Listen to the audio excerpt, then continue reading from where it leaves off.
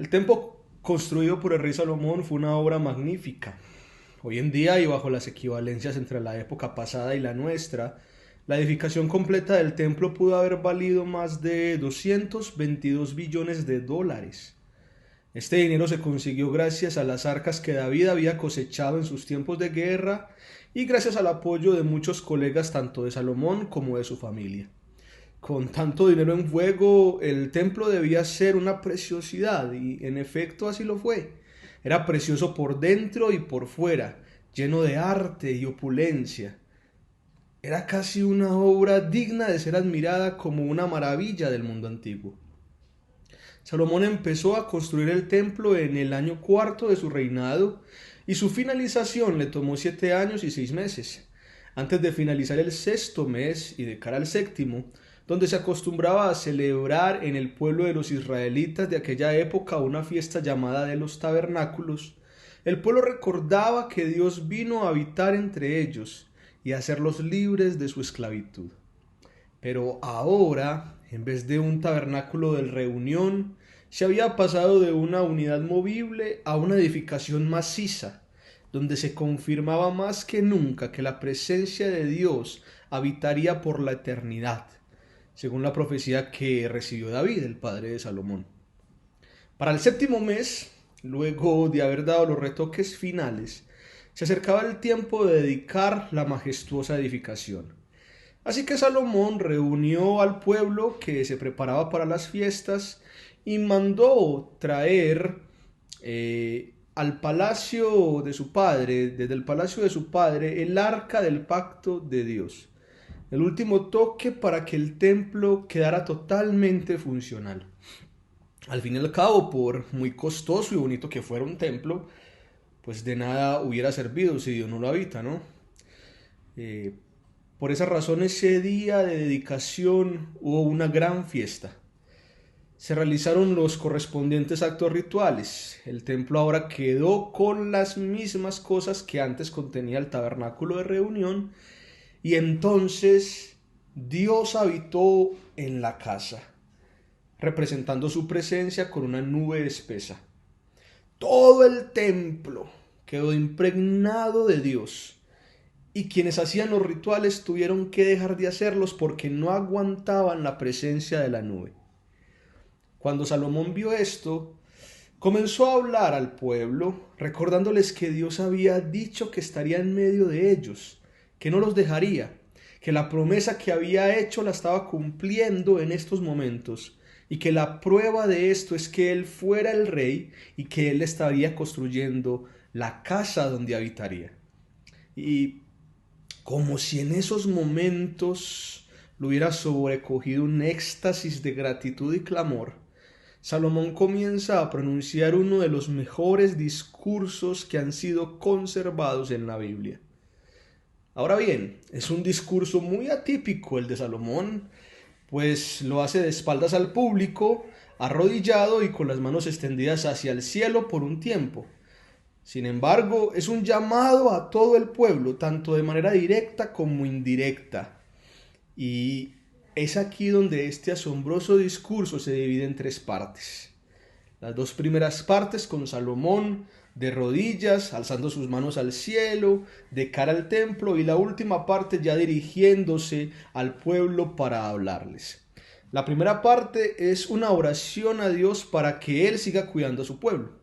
Salomón sabe que la casa que le ha construido a Dios no lo puede contener, y eso lo dice él en esta primera parte de su discurso, pero aún así le pide a Dios que está en la casa, que cuide y perdone a su pueblo cuando éste ore a él, y se lo pide como un siervo más.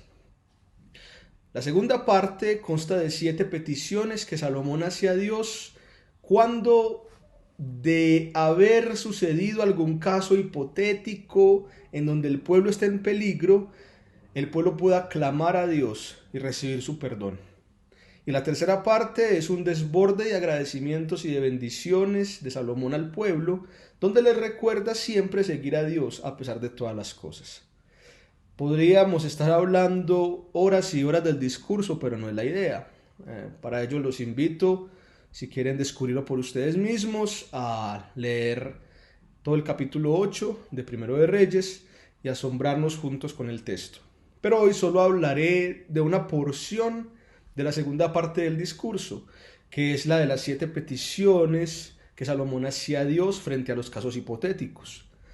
Salomón en esta sección relata que para todos estos casos, la única petición que le hace a Dios es que si el pueblo se vuelve de sus malos caminos, le pide perdón y busca hacer lo que le agrada, Él los perdone y los restaure. Y por lo general, las 7 peticiones tienen este tinte, este como tipo de patrón. Pero hay una petición que, si bien sigue ese patrón, difiere un poco de las demás en la manera en que es descrita. Esa es la petición número 4, que se encuentra en Primero de Reyes, capítulo 8, versículos del 37 al 40. Y el texto dice, permítanme leerlo para ustedes: si hay un hambre en la tierra, o pestes, o plagas en los cultivos, o ataques de langostas u orugas, o si los enemigos de tu pueblo invaden el territorio y sitian las ciudades, cualquiera sea el desastre o la enfermedad que ocurra, si luego tu pueblo Israel ora por sus dificultades con las manos levantadas hacia el templo, oye entonces desde el cielo donde vives y perdona. Haz con tu pueblo según merecen sus acciones, porque solo tú conoces el corazón de cada ser humano. Entonces ellos te temerán mientras vivan en la tierra que le diste a nuestros antepasados. Esta porción es sencillamente asombrosa y adelantada a su época. Si bien se basa en cosas que Dios ya le había dicho al pueblo antes, y esto lo podemos ver en Levítico 26 y Deuteronomio 28 al 30, Salomón sabe que uno de los elementos que escapa del control del pueblo son las calamidades y las enfermedades. A diferencia de ser atacado por un enemigo o sufrir alguna injusticia, las enfermedades y los desastres no tienen un personaje definido en el que podamos descargar nuestra ira. Creo que muchos sabemos eso, pero esto también era lo que pensaban los israelitas en aquellos tiempos. Sin embargo, la oración de Salomón en cuanto a las calamidades es precisa y llena de preocupación. Y en medio de esta preocupación, Salomón propone el camino y dice: si tu pueblo ora por sus dificultades, oye Dios desde el cielo y perdona. El pueblo de Dios en tiempos de Salomón debía hacer esta oración con las manos levantadas hacia el templo, como él lo estaba haciendo cuando les estaba hablando en este discurso.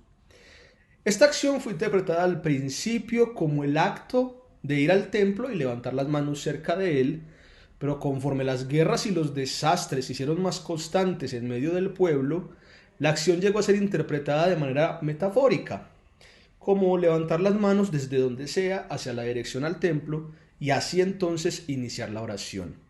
Y se puede hacer un paralelo con 1 Reyes 8:44 para ver que esta interpretación tiene sentido.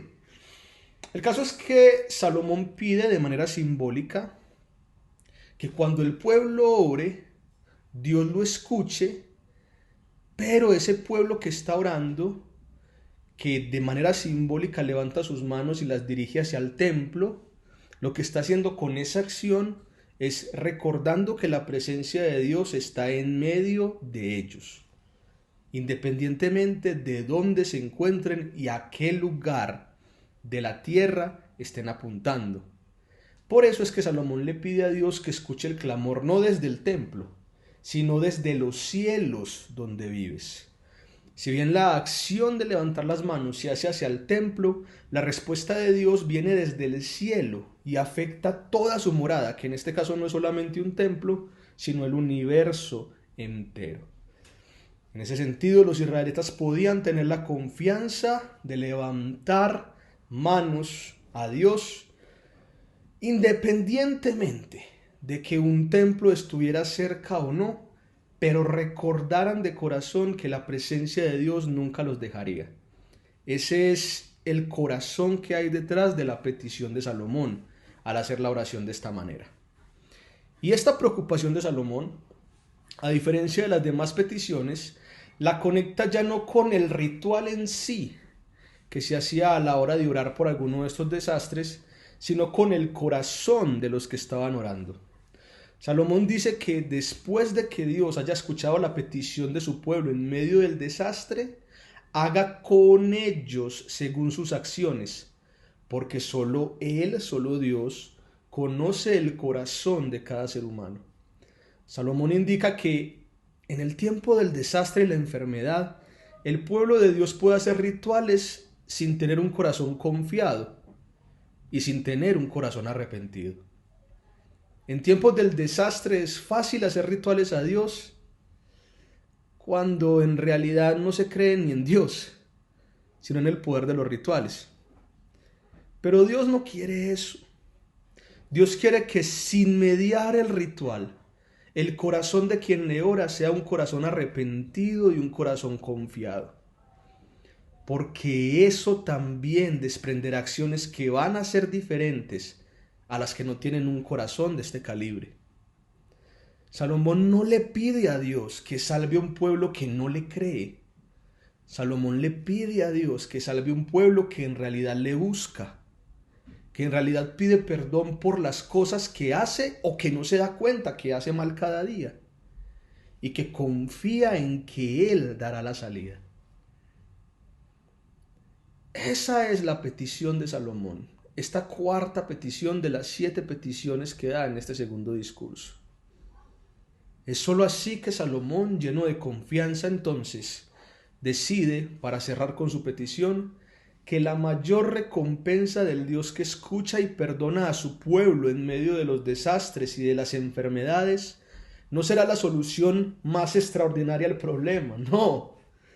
La recompensa del varón o de la mujer del pueblo que ora será reconocer que el único que debe ser temido, es decir, que debe ser reverenciado y respetado en esta vida, no son las calamidades ni las enfermedades, sino aquel que sigue perdonando a su pueblo en medio de ellas.